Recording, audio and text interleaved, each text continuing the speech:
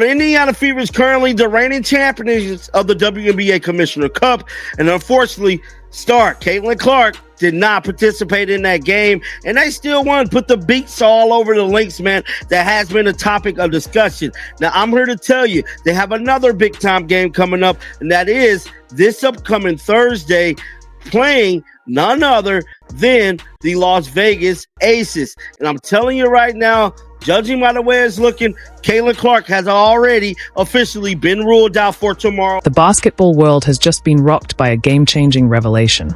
Indiana Fever head coach Stephanie White has delivered the devastating news fans feared most. Caitlin Clark's injury is far more serious than originally believed, and it could have major consequences for the WNBA.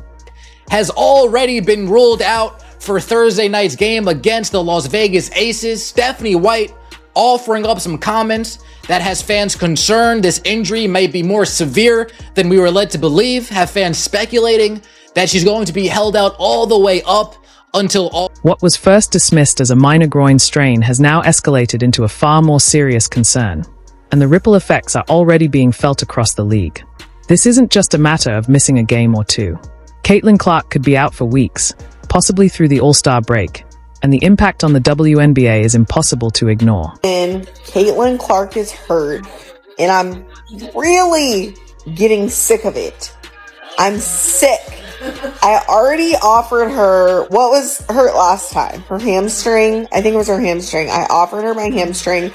Of course she can have my groin. Of course she can have my wife's groin, my dog's groin, my kid's groin. I'm sick of it.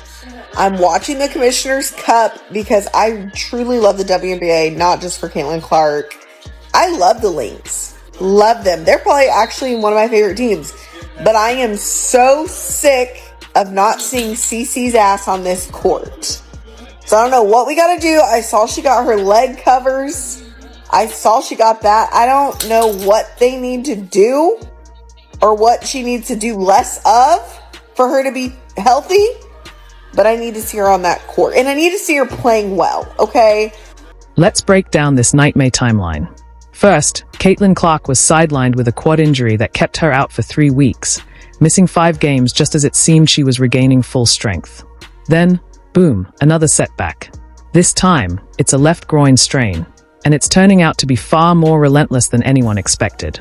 She's already missed 4 straight games, and there's still no clear return date in sight. Ruled out for Thursday with a groin injury, how they were playing this entire time between day to day and game time decision and questionable. I was skeptical. I had to go straight to the source. And sure enough, the Indiana Fever, more than 24 hours advance, let fans know, hey, Caitlin's not going to be there. Instead of having you drive 5 hours only to realize 2 hours away, she's out. After flying 10 hours, only to realize 5 hours in the air, she's out. After coming all the way from Australia, over 8,000 miles, to watch Caitlin Clark only to land and hear. Stephanie White hasn't minced words about the team's strategy. My goal has always been the same. I don't want this to be something that lingers or something we rush back from. We want to make sure she's 100% ready and that her long-term health remains the priority.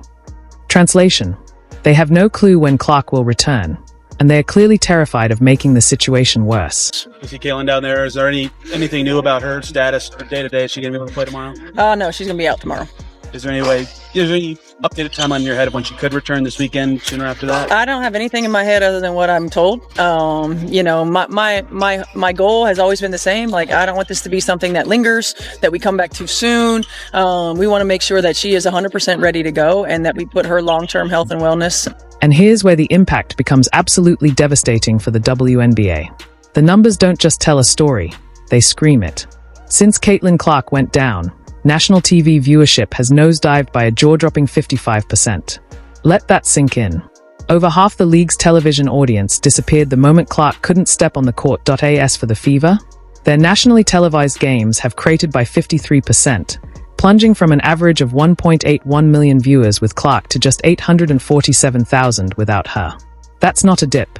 That's a free fall off a cliff. And end this Caitlin Clark debate, man, because it is Caitlin the great one. And you make sure you recognize her as such, man. Listen here, her viewership, ticket sales, merchandise sales, no matter what she played, it's going out the roof. TV ratings going out the roof. I mean, she is making people think twice about women athletes. You know what I'm saying? She is an advocate for women athletes. I mean, it's making people wanting to invest more, man. The Caitlin Clark effect is real. Did you not see it in Iowa? You know, record-breaking ticket sales, record-breaking jersey sales, breaking records on the floor. I mean, what else do you want from this woman, man? This woman has given y'all her everything. If you're enjoying this breakdown, don't forget to subscribe. The WNBA is officially in panic mode, and honestly, who can blame them? After decades of struggling to build a consistent fan base, Caitlin Clark arrived and instantly delivered the kind of viewership numbers XX only dream about. Now she's sidelined, and the brutal truth is settling in. Without Clark, the league feels like it's right back at square one. Games that should be electric are echoing with emptiness. The Commissioner's Cup final, supposed to be a showcase event, went on without its biggest draw. That's like hosting the Super Bowl and benching the star quarterback. But about it being a game-time decision these last couple games and being able to rule her out today, is there any extra kind of concern about just, that little change in? I don't know if there's extra concern as more of like, hey, let's just maintain perspective. She wants to play, and she's working to play, and she has been working to play. And I think after, a few days, it's like, okay, we've got a little bit of time, thinking 5 games before All-Star break, we've got a little bit of time. So let's just ease her mind, even though she's antsy, and let's do this the right way and make sure that we're ready. But here's the million-dollar question that's shaking the very core of the league. Why should fans continue investing in the WNBA when so many of its own players seem to resent its biggest star? The All-Star voting results said the quiet part out loud. Despite leading the league in multiple statistical categories and pulling in over 1.2 million fan votes, Caitlin Clark's own peers ranked her just the 9th best guard in the league. 9th, Dick Vitale didn't hold back, calling it pure jealousy and reminding everyone that Clark is the reason behind chartered flights, rising salaries, sold-out arenas, and record-breaking TV ratings. Even LeBron James stepped in to support her, amplifying posts that criticized how she's been treated by fellow players. Lady some respect, because can you imagine being the face of the league, the mental health that comes with that? And she still got that demeanor about herself, like nothing really phases her. Like, come on, man, she human. She gonna make mistakes. She gonna have bad games. But don't you see, no matter what she going through, she get up and go hard in the paint. The Caitlin Clark effect is real. Ain't no Paige Buckles effect. Ain't no Angel Reese effect. I mean, come on, man. I mean, it don't matter what she play at. She is the face of the league. I mean, this right here is uncomparable. I mean, Caitlin Clark, the away games, when her away games see more viewership than some of her home games. People coming to see Caitlin ever since she has entered the league, man. The ticket sales, TV. Caitlin Clark's groin injury isn't just bad luck. It's the inevitable result of months of unchecked physical punishment that the WNBA has failed to properly address. Since returning from her quad injury on June 14th, her performance has taken a sharp and troubling downturn. Over her last 3 games, Clark is shooting a brutal 1-4-23 from beyond the arc, with her field goal percentage sinking to just 27%. Turnovers have spiked to nearly 5 per game. This isn't just a slump, it's a red flag. A player of Clark's caliber doesn't suddenly forget how to shoot. These numbers reflect more than fatigue. They suggest a body that's been pushed past its limits. Her season-low 6 points against Seattle, where she recorded more turnovers than points for the first time in her career, wasn't just a bad night. It was a warning sign that the league ignored. Does not need to play another game until she's completely 100% healthy. If that means she has to miss multiple weeks, so be it, because you don't want to get into the habit of her rushing back from injuries when she's not fully healthy.